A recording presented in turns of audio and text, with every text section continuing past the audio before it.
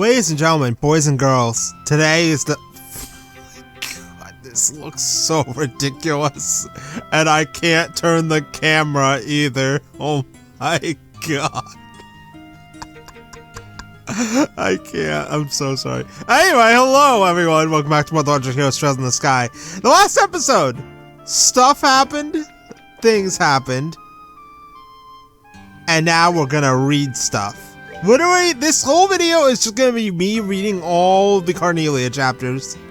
So there will be no plot progression today. Literally just reading the Carnelia. And yeah.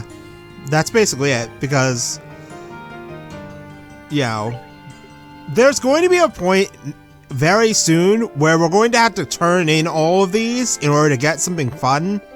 So we have to read them now, otherwise we won't be able to. So, we're gonna start with the first one. Oh my god, fucking... Oh my god. The Imperial Chronicle.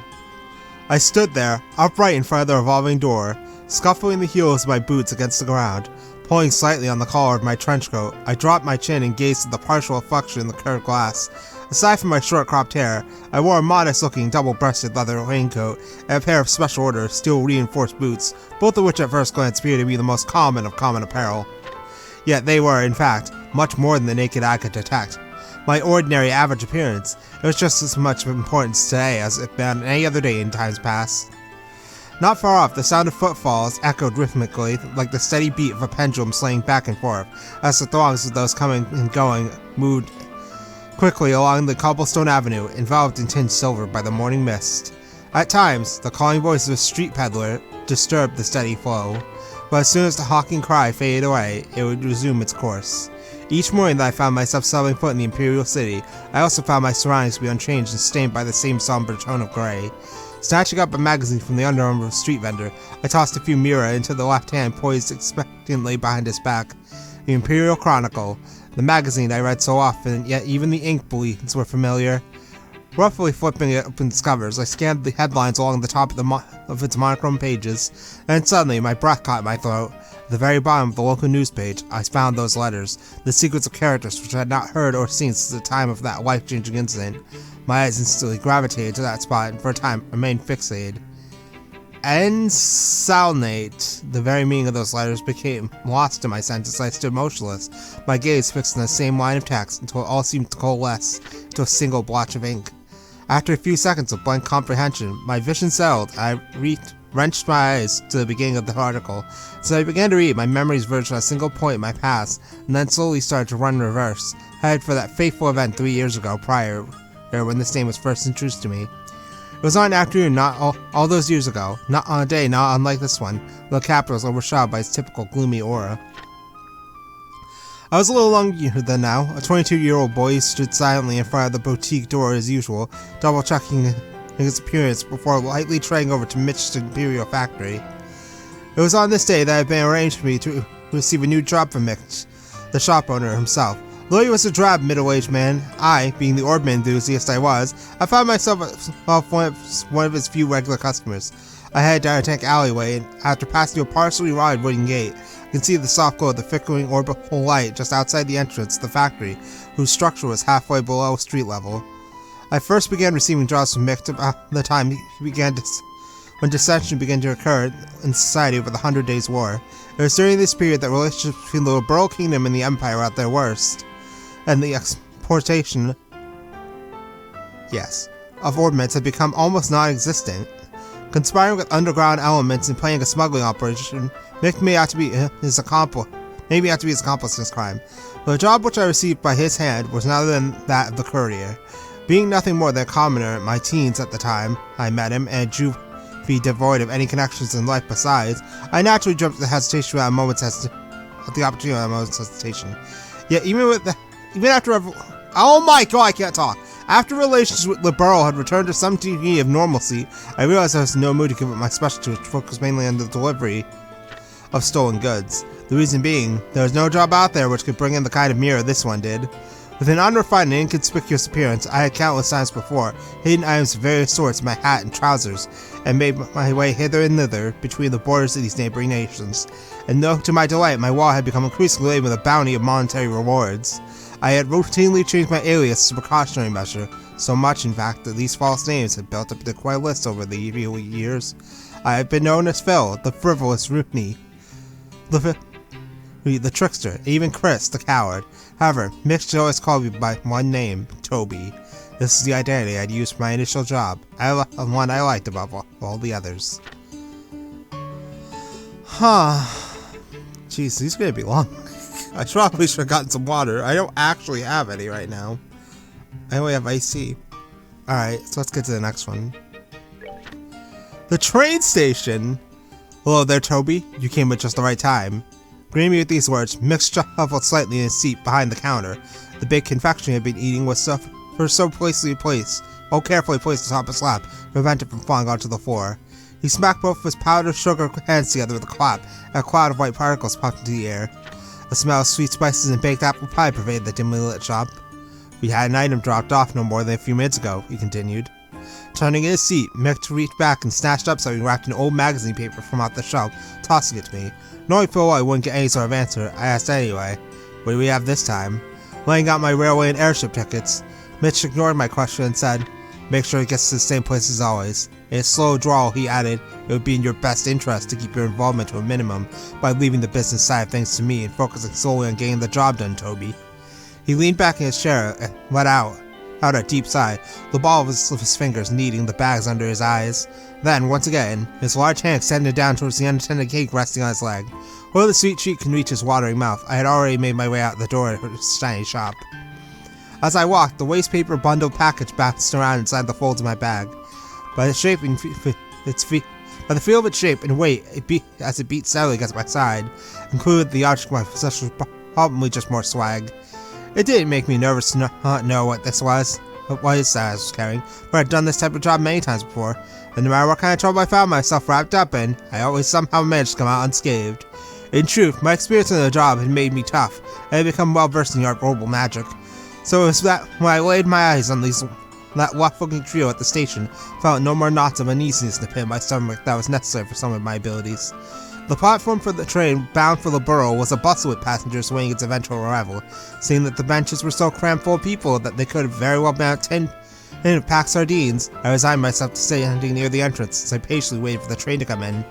Twisting my body in order to move the bag to my other shoulder, I noticed the figure of two men, heads bent together and conversing in an inaudible tone.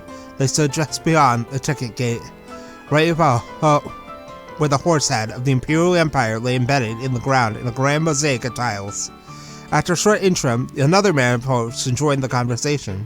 From my own perspective, this was one ragtag group I most certainly couldn't have given a passing grade to based on looks. All three were extremely well built and sported the same haircut. To put it mildly, they stuck out in the crowd like a bunch of sore thumbs. Making sure to avoid eye contact with them as they glanced in my direction, I slung my bag back onto my shoulder and ever so calmly reached my hand into my pocket and read the tips with my fingers across the surface of my ornament. A woman's voice reverberated within the walls of the station, notifying the passengers that the train had arrived. The low rumble of a vulnerable engine could be felt in the distance, and after a few moments, a large vehicle was seen rolling up the shoulder. I muttered to myself, all was well, but the sound of my voice was drowned out by the din of the massive machine. Brakes screeched, and a flash of black light reflected off the surface of the giant iron beast that came sliding into view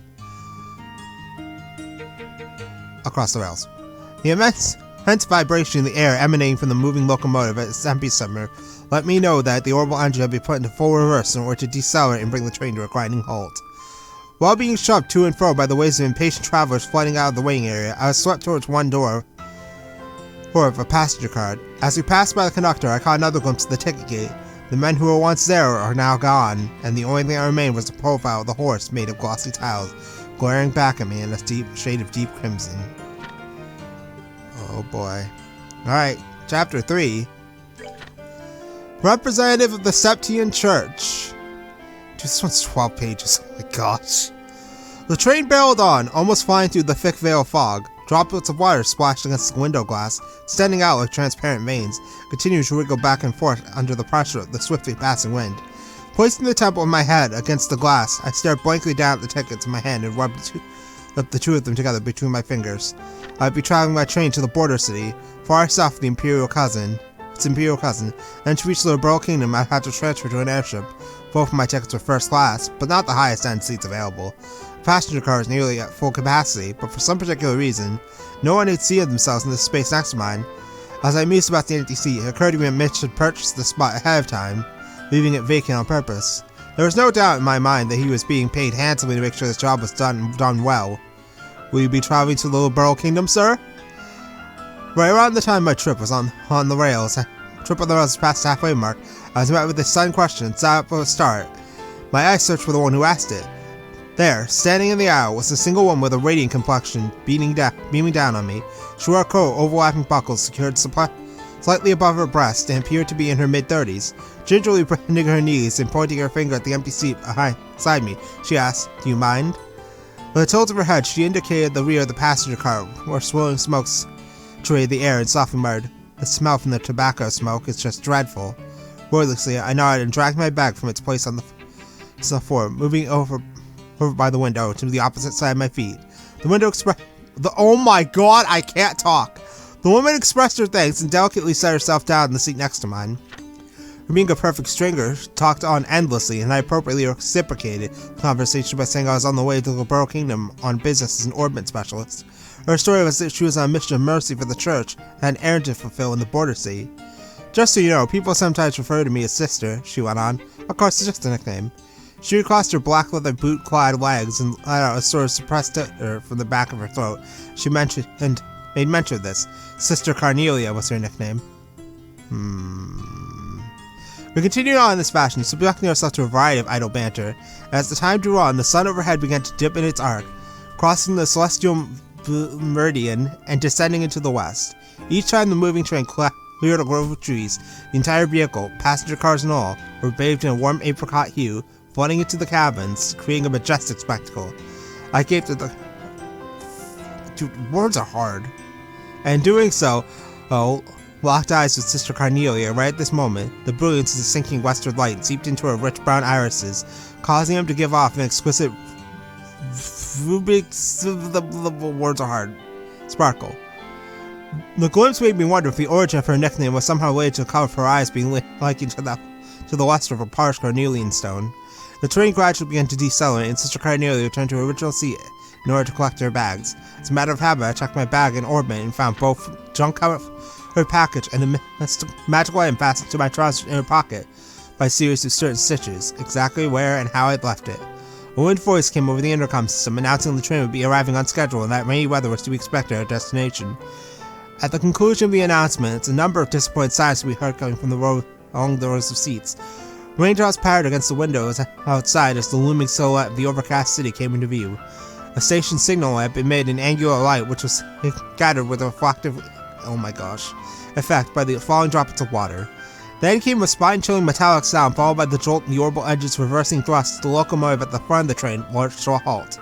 Over the loudspeaker came another announcement asking passengers to ensure they did not leave their baggage behind, and with that several people stood up and crowded into the aisle. Watching a station worker in uniform as he waved a small flag amidst the falling rain, I picked up my bag and rose to my feet. I crossed past with Sister Carnelia as attempted to step into the aisle. When she tried to step aside and allow room to pass, she suddenly tripped and fell forward. Grabbing onto my shoulder for support, she picked herself up and with an embarrassed smile let me by. I gave her a short bow in line with general etiquette practices, then headed for the exit ahead of her. Following my lead, Sister Carnelia shuffled along closely behind me, so close in fact that it felt as though she would step on my heels. Something about it just didn't feel right. Instinctively sliding my right hand into my pocket, I searched for my orbment, but the brass feeling I had grown accustomed to was nowhere to be found. In an instant, I found my arm being twisted behind my back by something with incredible strength. The sleek sound of a blade being unsheathed and a warning prick of the tip of my back indicated the seriousness of the situation. "I have what you're looking for, Toby," whispered Sister Carnelia in an almost inaudible tone, her lips barely moving just behind my right ear. "Let's not try anything either, shall we? I'd hate to see your afternoon spoiled any more than it's going to be." And to show that she meant business, Sister Carnelia slightly altered the angle of her grip on my wrist, causing an explosion of agony that sent sparks flashing behind my eyes. What? You gotta be kidding me. Human fodder? Okay. Dude, this one's also 12 pages. Sister Carnelia spoke to me in a tender tone. She sent a wave of immense pain rushing through the whole of my right hand. I won't have any trouble with you, now will I, Toby? She asked. Far from eyes just brimming with tears. I nodded my head in consent as the salty streams of water ran down my face. Satisfied with my answer, she loosened her grip. I felt the pain managed to have been some sort of illusion. With a wry smile, she further added, Don't get me wrong, Toby. I've been sent here to protect you by the goddess herself. This is what she said while instructing me to keep my eyes focused on what lay beyond the window glass. Yet there was something about the way she pronounced the last syllable of my name that really rubbed me the wrong way. Little by little, the line of passengers slowly began to fall out of the train car. Pried on by Sister Carnelia, I inched forward while keeping my gaze on the platform to the passenger car window. Down the stairs which led to the front ticket gate were the figures of those men from earlier this morning, the three thug-like passengers who had been loitering near the large horse head emblem with the title of the Imperial Station. A muffled laugh echoed from her throat as she too noticed them. Well, isn't this a warm reception party you've got going on? Cocking my head, I quietly pleaded, Give me back my ornament!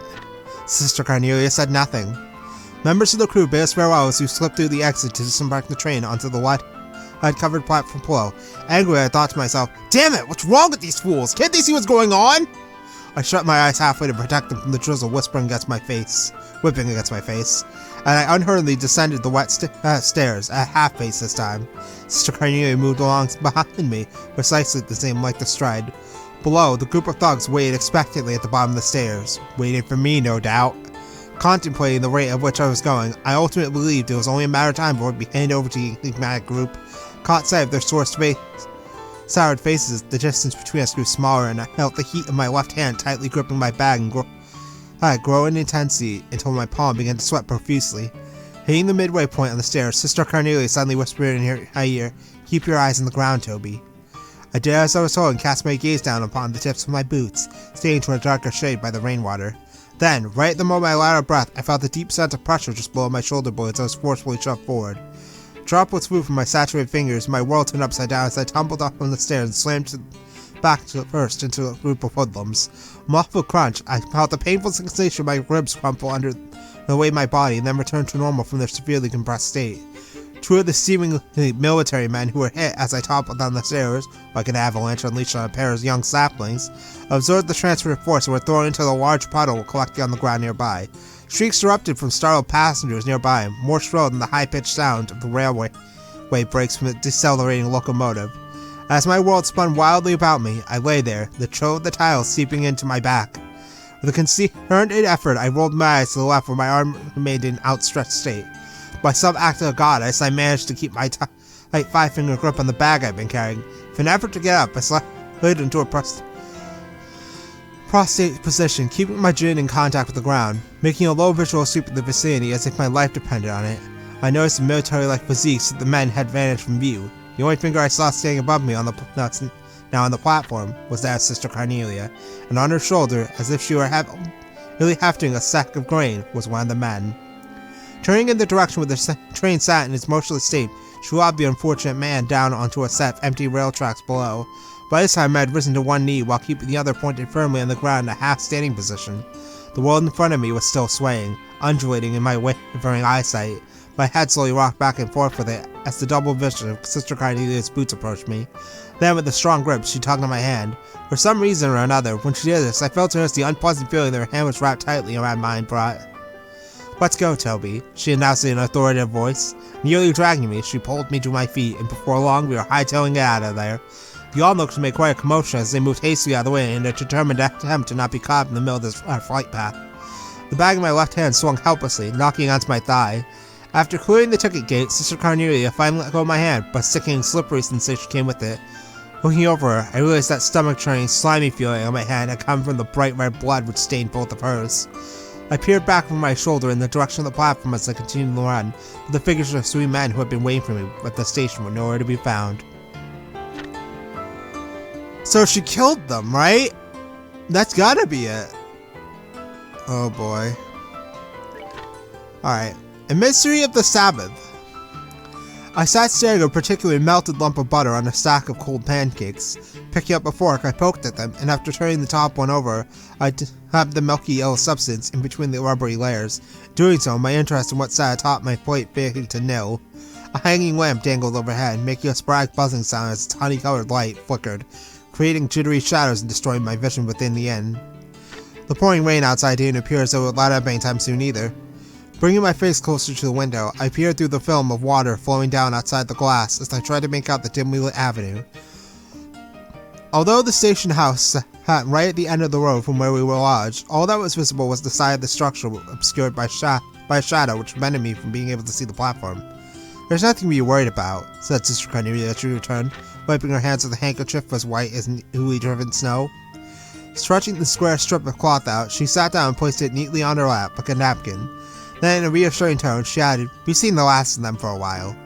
Watching the tips of her fingers move as she smoothed out the wrinkles in the piece of fabric resting on her legs, I was hit with a sudden flashback, reviving the awful sight and coppery scent of all the sticky blood to cover those hands not more than a few hours before.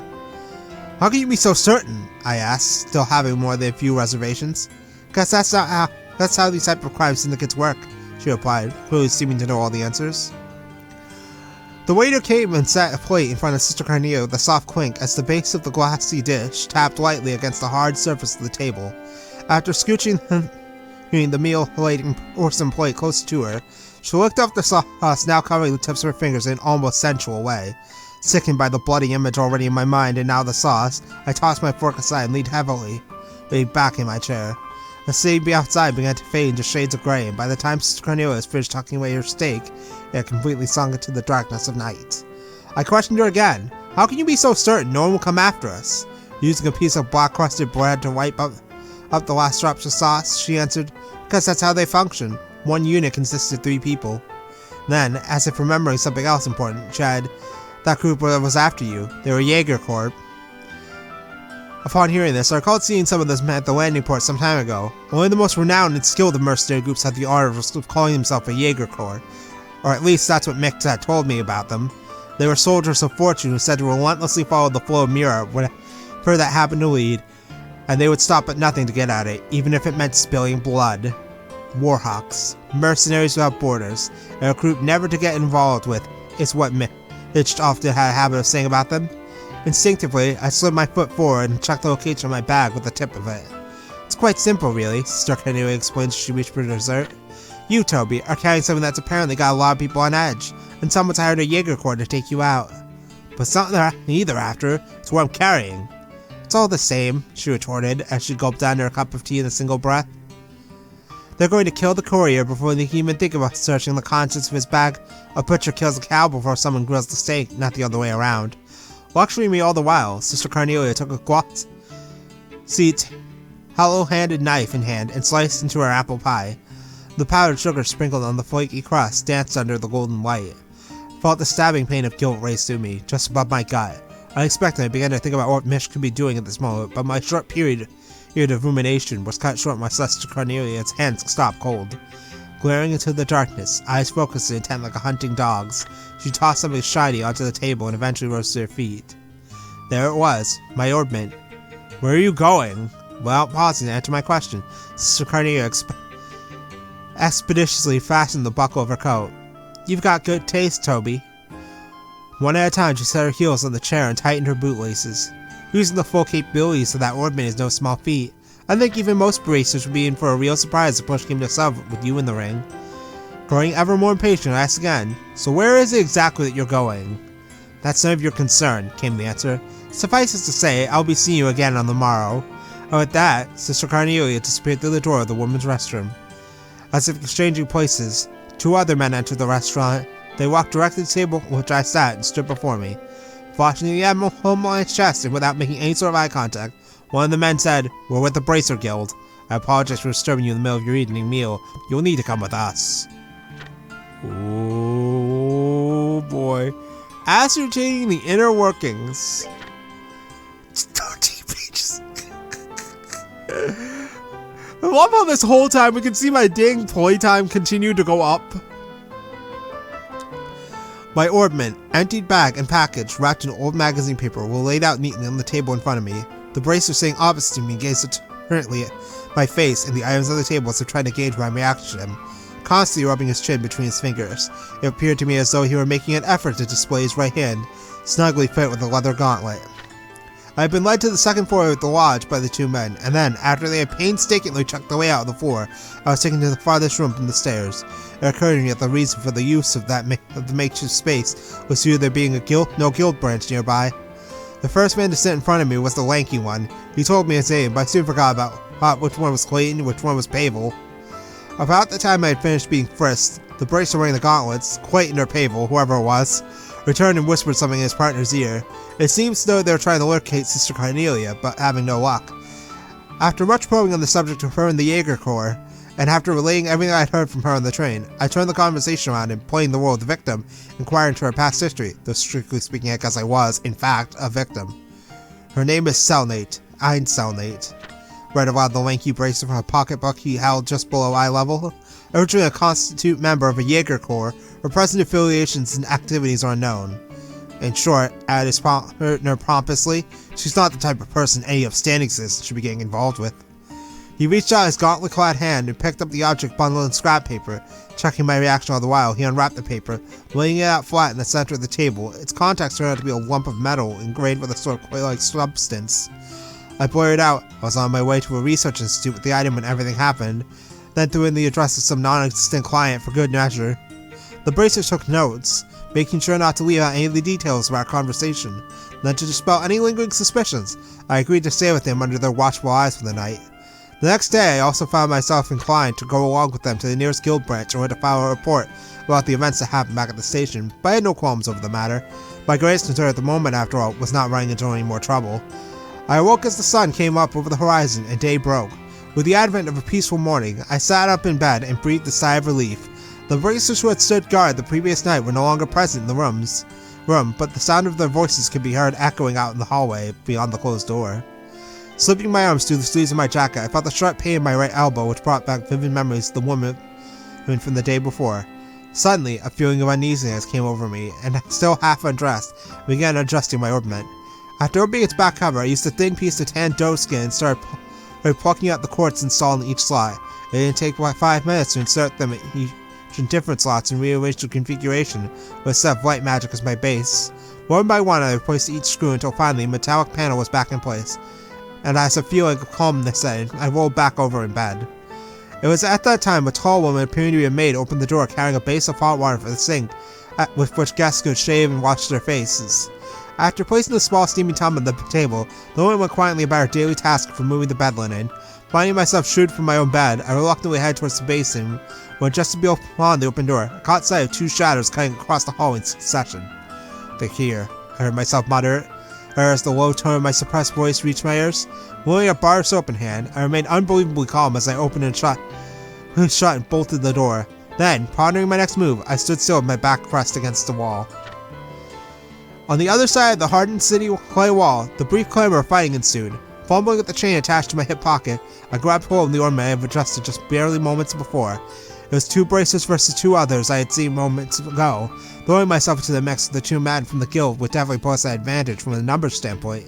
However, when I turned again to face the door, the voice of self-doubt came percolating through my closed lips in the form of a distant murder. "There were only 2 of them?" I muttered to myself.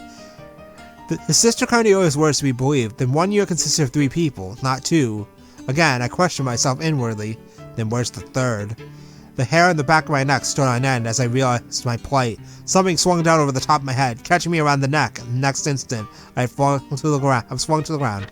From the corner of my blurred and spotty vision came the inexplicable view of a woman with demonic, bloodshot eyes standing over me, trying to wrench the very life out of me with every twist of the sheet she had wrapped tightly around my throat. Clutching my ornament in hand, I activated it and fired off a burst of magic while laying half asphyxiated on the wooden planks of the room floor. The destructive vortex of compressed air sliced deeply into my hip, but at the same time caused the woman to double over before forcefully blowing her to another part of the room.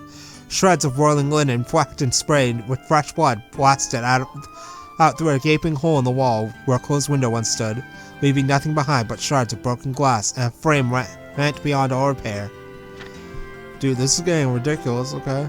The death of a... Wait, what? Oh boy. I was supposed to see. Oh my gosh! Okay, we're like almost done. 15. Wow, it just keeps getting longer. Okay. Wheezing, I breathed in, the sound high and whistling in the air fought to make it through my constricted windpipe. Still clutching tightly to my orbment, I unwound the sheets from my throat. Utterly exhausted, I tilted my head on the side and watched with brightened eyes as a small stream of saliva dribbled down over the edge of my mouth and pooled onto the floor. When fresh air finally made its way to my lungs, it initially choked me nearly as badly as the sheet had. A thump from somewhere behind startled me from my fit. The Jaeger demoness, like a spring-loaded doll, leaped up from the floor of the room. A single shot of magic had previously landed in her gut stripped down the truck. The fluid wage she moved about me, it appears she was unfazed by the shot. Within arm's reach of where I had subconsciously curled myself came the splintering sound of unseasoned wood being honed down by a giant woodcutter's axe. In the following instant, Sister Carnelia came flying through a newly opened hole in the timber door, her entry punctured by a cloud of splinters. Her arms as violent as whips, she passed by the female Jaeger in a light and quick motion. With a turning assault, cocked her weapon full tilt to her opponent, full tilt in the face. The woman spun with the force of the blow and fell with a tumultuous thud, her head cracking hard against the floor. Like a prima ballerina, Sister Carnelia raised her knee high until she had tucked it securely up against her sternum. She stared down at the outstretched figure on the floor. Muscles flexed, and without an ounce of mercy, Sister Carnelia let her judgment fall with the heel of her boot, stomping down, crushing the wretched woman's throat. As I witnessed the grotesque, none slightly seeing, Sister Carnelia gave a quick glance in my direction and beckoned me on. Then, with a nimble hop into the unknown before her, she cleared the broken window frame and lighted to the ground below. Quickly scraping my belongings together, I made after her in the same manner as she had left out the window with a two-story drop to the cobblestone side road below. Waiting close by and helping to break my less than elegant fall, Sister Carnelia led me on as we took flight along the avenue, brightly lit by the morning sun. A deafening blare from an orbital engine's whistle indicated the first train was about to depart.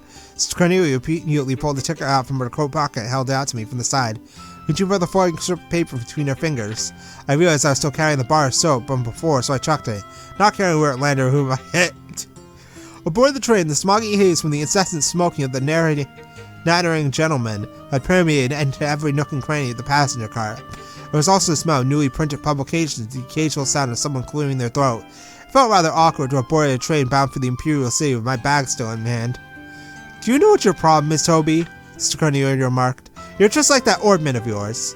Using her white handkerchief, she stanched the flow of blood from my leg, which had been lacerated by the spinning arrow blades of the magic.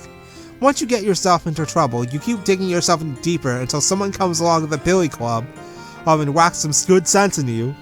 Placing a folded magazine on my lap, she tapped on it with the nail tip of her index finger, indicating I should read what was inside. It was a copy of the Imperial Chronicle, which had been published just that morning. A several-lined article, buried pages behind more titillating news, told the suspicious death of one orbital factory owner somewhere within the capital. This was the first time I had ever become aware of Mitch's real age. Sister Carnelia continued her lecture. She mercilessly upbraided me for my reckless behavior. "You missed being caught up in all of this by a hair's breadth," she reported me coolly. I lost for words over the shock of Mitch's death. I put the magazine away in my trenchcoat pocket. "Another 5 minutes in that shop and you will have gone to meet your maker too." I shook my head and with trembling lips let my thoughts fumble out of my mouth. "I just don't get it. Why did Mitch have to die?" Images of Mitch's cold body behind the counter alternated in my mind with that lump of metal wrapped in scrap paper. Just what the hell had I been carrying this time? Why'd anyone have to die for it? I pondered at length. Sister Carnelia met my eyes and held them. "Because it's an artifact," she said simply. "An artifact?" I scoffed as I blew off her answer. "It's like I haven't carried a bunch of them before." Artifacts, in short, were the remaining legacy of an ancient civilization, and the generic term for any unidentifiable mechanism which resembled that of an ornament. I spent my days as a courier, smuggling any number of these items under the false pretense of the goods I was carrying were nothing more than rare antiques, and rarely placed them in the hands of those aristocrats, among whom they were especially in vogue. And for the most part, my current possession appeared as though it belonged to the same group as the others. Personally, I could find no other value in the collecting of these artifacts besides the indulgence of oneself in a decadent hobby. Chiding me as if I were a clueless child, Sister Carnelia rebuked, "You're wrong, Toby. This one's much different than the others." After a moment's pause, she added, "It's alive." Unable to grasp what she had meant, I looked at her with a questioning expression on my face. Sister Carnelia tried again. "What I'm trying to tell you is that it still works. although I'm not really sure what kind of power it actually has. It was unearthed during an excavation within the Empire's territory about 30 years ago. Sister Carnelia's subsequent story about the peculiar lump of metal told of the dark history surrounding a group of aristocrats who relentlessly sought after it. The artifact itself had transitioned from hand to hand by those in power, as one after another, they were murdered while slumbering in their bedchambers. Then, at the end of the 100 Days' War, its whereabouts was said to have been lost. And strangely enough, it finally turns up in the capital after all this time, she said, finishing up the account. An announcement chimed in the passenger card, notifying those the scheduled time of arrival. Sister Carnelia uncrossed and recrossed her long legs. The one who was after our artifact hired that Jaeger Corps to bring it to them, whatever the cost. So as a result, I was dispatched by the church in order to protect both you and it from falling into their hands. Sat down, staring at the bag resting next to my feet as we approached our destination. The moving train quietly began to lose speed.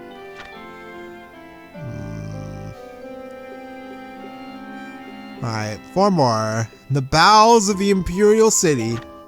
Oh wow, this was actually shorter. Moving purposefully through the crowd, we made our way between the rows of seats. Each time the swinging bag in hand struck the side of my knee, I became keenly aware of its presence. It was an unnerving feeling, quite like I had unintentionally brushed up against someone in an offensive way. Furthermore, it was nearly inconceivable to my mind that the ancient relic the Jaeger Corps was pursuing with such frenzy was sitting right here in the stitched cloth of this cheap handbag. What a fool Mitch has been. Hadn't he known the burden of this object would be one far more weighty than both of us could have ever hoped to bear? I squeezed my eyes against the thoughts flying around in my mind, and addressed Sister Carnelia, who held me close behind me. Will we be making a break for the cathedral once we get off? Yes, that was the plan, she answered, scanning the scene outside the window of the passenger car. I think that's the only option we got if you want to make it through this day alive. The station where the train was set to arrive was unremittingly crowded with countless rows of passengers, and as usual, the sky was slightly overcast. Everyone outside on the platform stood shivering in silence with their collars drawn up to their ears, huddling close to one another for warmth, like a flock of waterfowl on the tidelands in midwinter. Don't worry, I won't be tossing you down a flight of stairs this time, Toby, jested Sister Carnelia, although if there were 2 more of you at my disposal, I might have decided otherwise. Evidently, the number in our welcome party this time seen a rather drastic increase.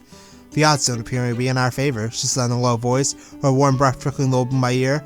We won't be able to leave through the ticket gate. As soon as we stepped off the train, we stealthily moved to the opposite end of the platform. After sneaking out a large door for only authorized station personnel, we jumped out onto the path of railroad ties and steel rails below. The biting cold wind of the capital swept freely across the arm-structed railroad tracks, causing me to shudder as it ruffled our coats with its chilly touch. Slipping between the couplers of a pair of freight cars, we moved cautiously along their edge, sticking close to the shadows. Over the cargo platform, workers were busy unloading containers. For someone who has mindset on becoming a dealer of pilfered goods, gaining illicit entry into the station house would be one of the first of all basics. Showing my ticket, I spoke politely to one of the workers. Then with the scenario picked out in my head, I sold it to him as I played the part of a manager here on business with a celebrity of noble repute. Midway through our conversation, I introduced Sister Carnelia, who did her best to show the man a glamorous smile and feminine pose. I had probably gone a bit overboard when I stated that she was an opera singer, because the way that she carried herself made her look akin to a low-wage cell song in a bar of drunkards. Yet, in spite of it all, the worker graciously let us do. You're so good that it's almost scary, Toby, Sister Carnelia said as she raced through the station's warehouse sector. You should seriously consider doing another job, she went on. I bet you're going to tell me to join the Bracer Guild, right? Come on, those guys would turn me down in a heartbeat, said as I laughed off the thought. Then, throwing the idea back in her court, I asked, how about you for yourself? Why don't you join the Bracer Guild? Reaching the end of the warehouse sector, we came to a stop in front of a large chain-link fence. Sister Carnelia crouched down, and while sliding a drainage cover to the side, laughed at my previous question as if it were insane. Are you kidding? She asked. They gunned me down the second I stepped foot into one of their branches. The winding, narrow stone tunnels. Winding stone. Oh my god, words. Like the ones we were in, ran everywhere beneath the capital. We crawled along as the light shining down through the drainage gates on the side of the large road above us illuminated the way like a trail of flickering orbital lampposts. The feet of those walking around the avenue, who passed right by where we were, but not a single person noticed us scraping our way along below them. And for some reason, or another, the world just beyond the thin flagstone-paved road appeared so dazzling in my eyes, yet the Jaeger Corps, whilst the artifact in hand, and a senseless sudden death, all of which had never crossed my mind before, lay in wait for me, dared I yet to venture to the open world above. As we pressed on, I began to think that the small round tunnel which we were crawling through would run on forever, when finally emerged from a high-ceilinged sewer surrounded by walls of countless blocks of chiseled stone. We'll go through here and make our way over to where the cathedral is located, Sister Carnelia insisted. Raising one brow, she pointed her finger upward. It's a lot safer down here than it is up there. That's fine and all, but what are we going to do if we get attacked? Sister Carnelia grabbed my hand, and with that, stepped into the muddy darkness beyond. Don't worry, Toby, she reassured me. Faith isn't the only thing supporting the church. What? Carnelia? Okay. The flicker of dying orbital lamps mounted at equidistant lengths along the sewer wall sent thin streaks of light across the surface of the rippling flow of filthy sewage. Passing in front of one of these one by one, Sister Carnelia sped down the stone sidewalk as the sound of her body cutting through the racing tunnel winds trailed out behind her. Panting and out of breath, I continued to move my feet towards the darkness which lay before me as I chased after Sister Carnelia's flickering shadow. Wayworn, yet without a moment of repose, we head unrelentingly with our sights set on the cathedral of the Septian Church. We moved swiftly across the moss-covered stone pavement, the clacking of our heels echoing the dimly lit underground. Above ground, the walking distance of the city roads from the railway station to the cathedral was about 3 blocks. We made our way up to the drainage ditch just beyond the sluice gate. We would find ourselves in the public square outside the massive sanctuary. Up ahead, the light of another orbital lamp came into view. Turning her head in my direction without words, Carnelia extended her right hand outward in a wide motion, indicating that we'd be turning on that with the next corner.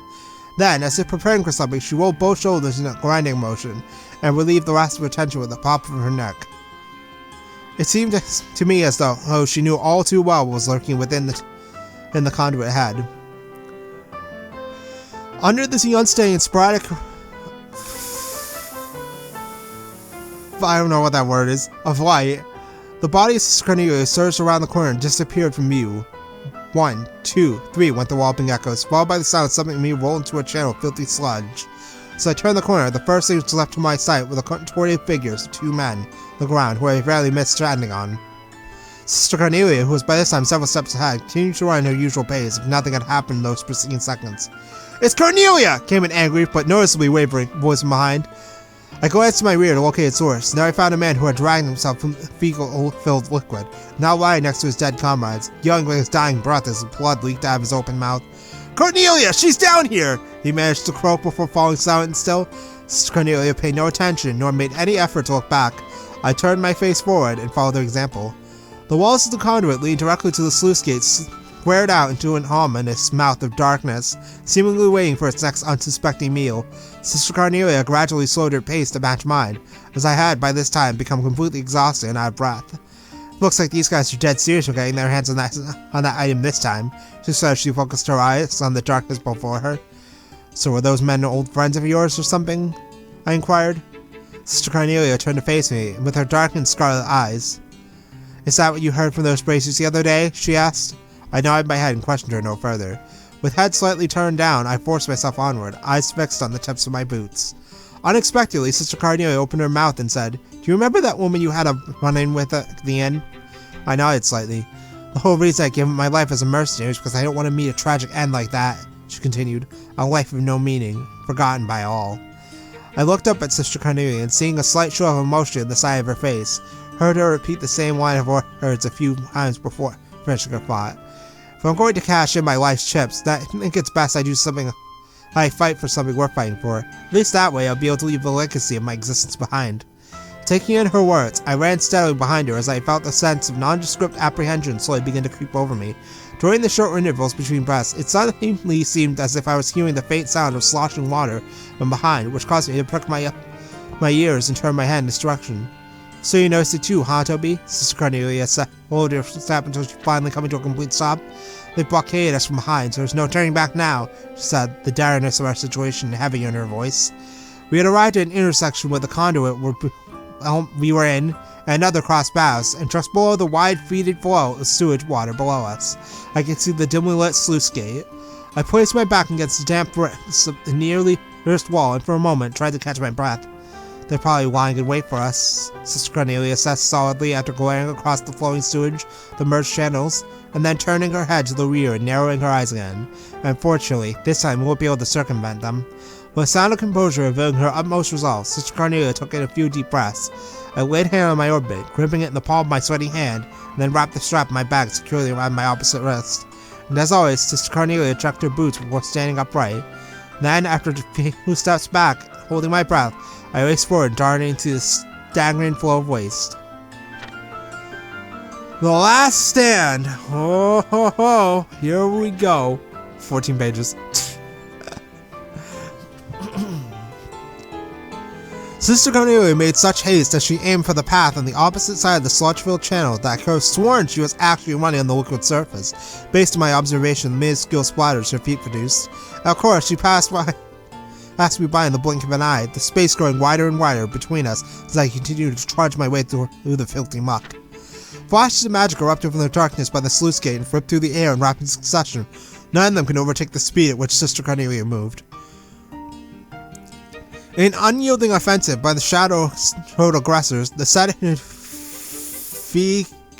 blah blah blah words in the depths of the channel were thrown up in the form of a powerful tsunami, and the instant before clearing myself from its destructive path, I feared that the terrible walls sedimented filth would crush me under its weight and bring me to an unsightly end.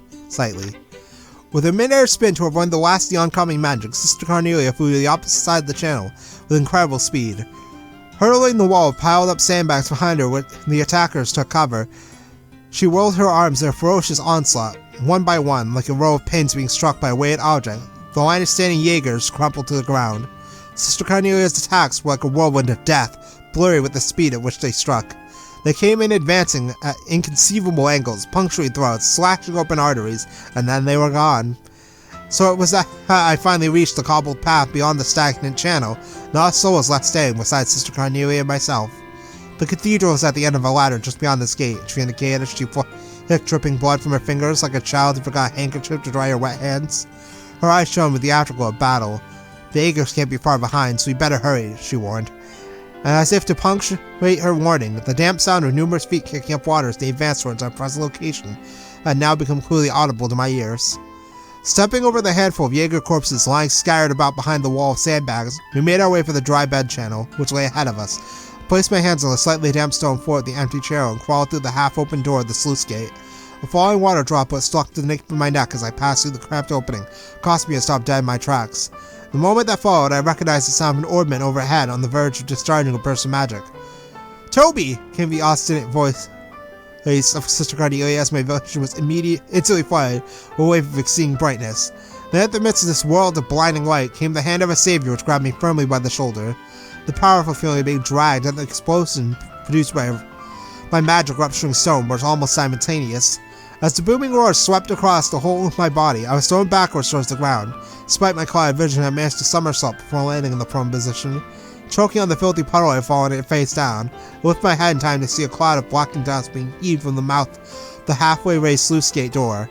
And as if my worst nightmare had become reality, I watched as one after another the blood-hating Jaegers emerged from the smoky cloud, each bearing a glinting blade.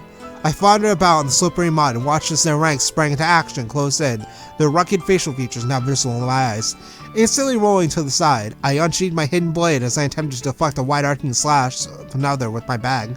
The cloth of the bag, over which the sharp edge ran, split open without a sound, and the paper-wrapped orbment fell onto the cobbled floor.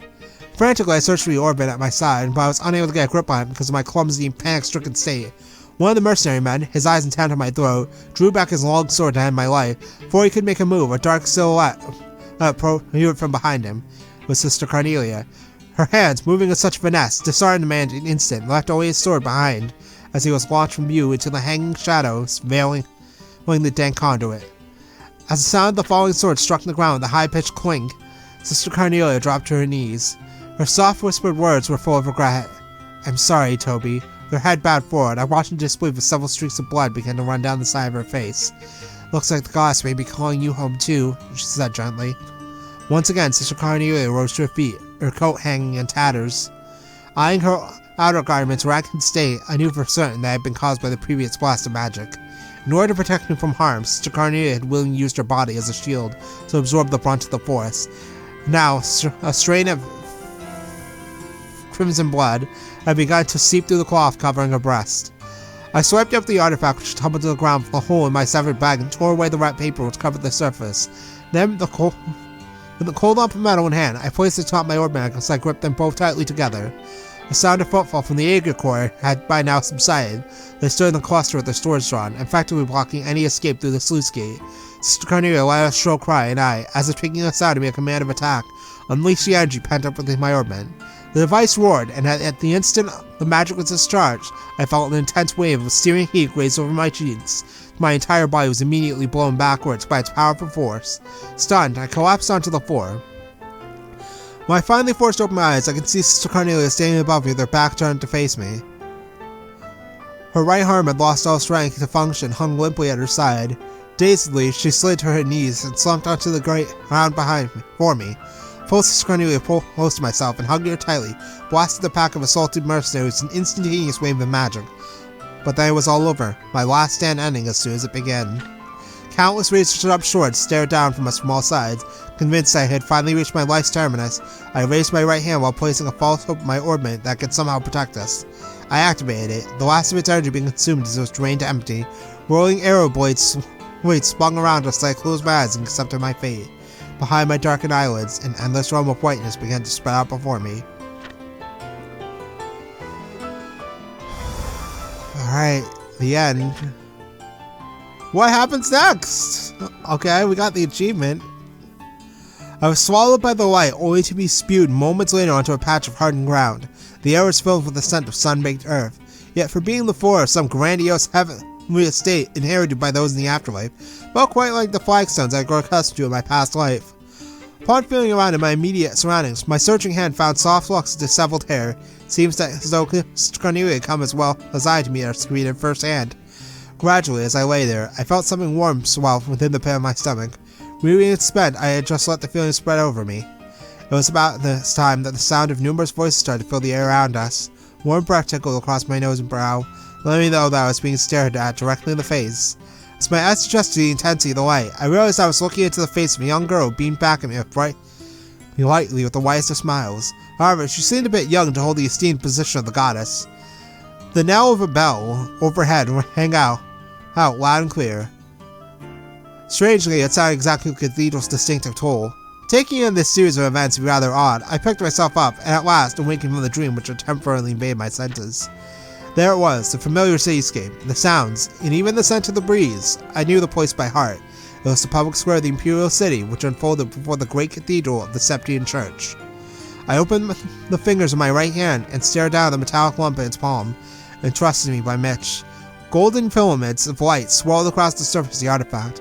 I instinctively recalled Sister Carnelia's words. "It's alive," she had said.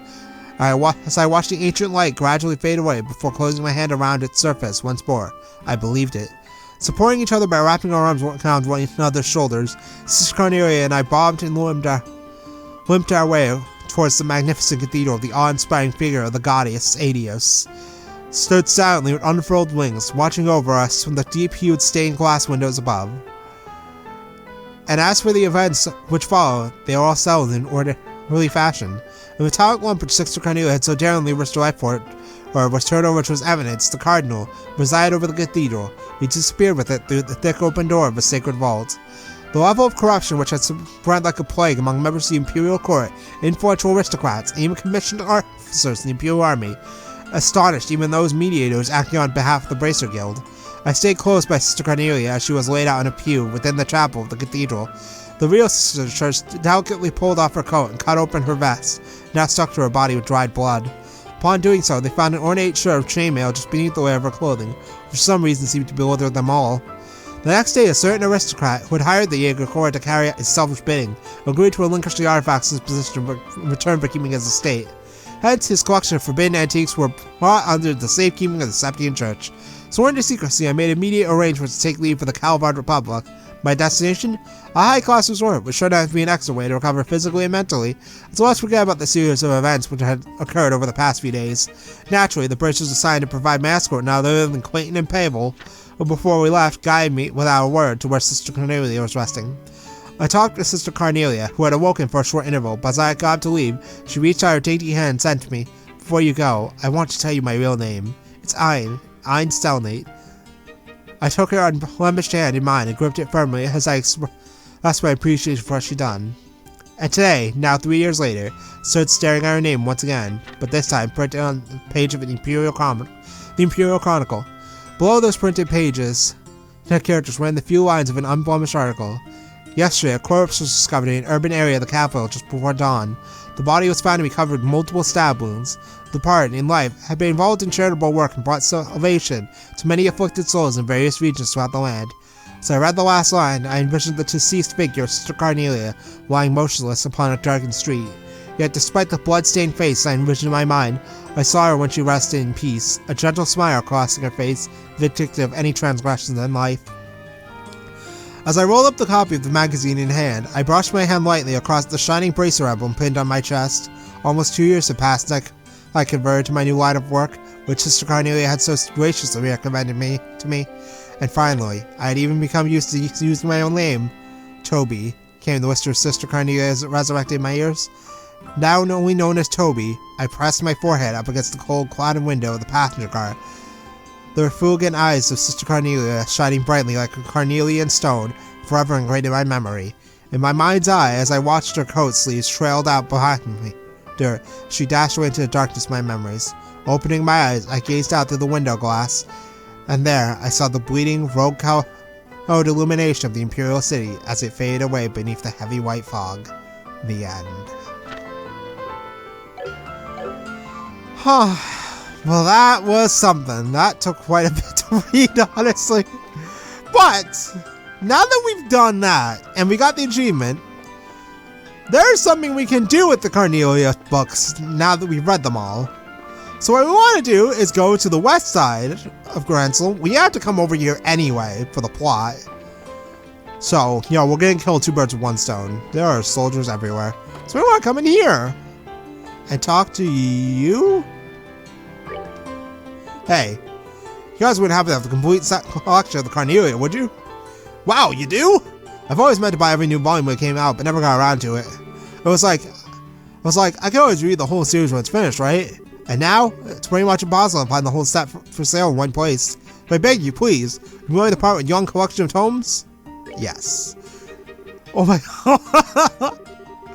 I work in diplomatic relations, just got back from the assignment in the Far East. I built a pretty impressive collection of Eastern goods too, if I do say so myself. I'll let you have one of my rare items in exchange for what I seek. Your bracers, no? Let's see what I got. That might catch your eye. Between these two, which one intrigues you more? So we can get the Mystic Stave for Estelle or the Twin Plovers for Joshua. You can only ever get one of these, so take your pick. Honestly, Joshua's pretty good as is, so I'm gonna get the Mystic Stave for Estelle.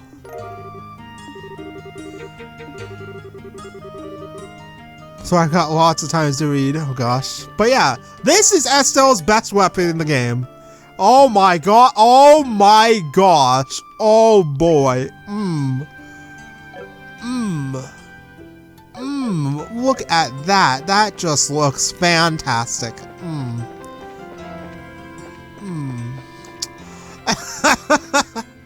But anyway, we're gonna end things there now that we've read through all the Carnelia. What's this? Oh, it's just a regular owl house, okay. But yeah, next time, on The Legend of Heroes Trails in the Sky, it's time to gather up the squad, because we're going and storming the Royal Villa. And I guess we'll leave the Rebellion news too. I'll see you then.